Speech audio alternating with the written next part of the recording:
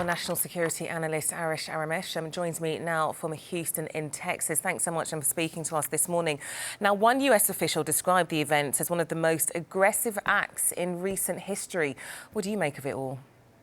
You know, it's at the very least, it's unprofessional, it's dangerous, and it's unsafe. It's putting both Russian and American troops in danger.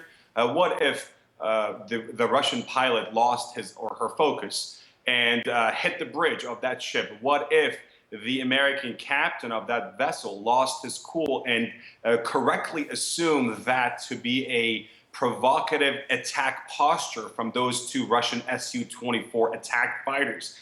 Any of those combos could lead to disaster. So dangerous, very unprofessional, and perhaps provocative. I am not sure if Russian pilots or their regional command in the Baltic, which is right next door, it's Moscow's backyard, would decide to carry out such an aggressive move. About 20 flyovers, 11 of which very close to the bridge of USS Donald Cook, without pre-approval from the Kremlin, without pre-approval from the defense ministry in Moscow. So very provocative, very unprofessional, and very unsafe. And that is exactly why back in the 1970s, the United States and back then the Soviet Union reached an agreement to prevent these close encounters, to make sure that these unsafe incidents will not occur. But unfortunately, and this is a lot to say, but unfortunately, back then the Soviet Union had a lot less to prove and was a lot less insecure than today's Putin's Russia is. Well, that leads me to my next question. Why do you think Russia carried out this simulated attack?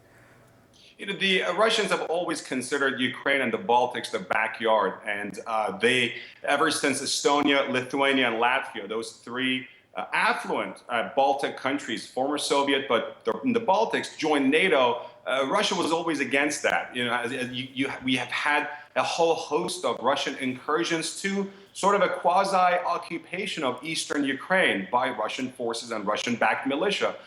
Russia has also had multiple flyovers, not just in the Baltics, but even close to the United Kingdom, sort of going against RAF, Royal Air Force pilots.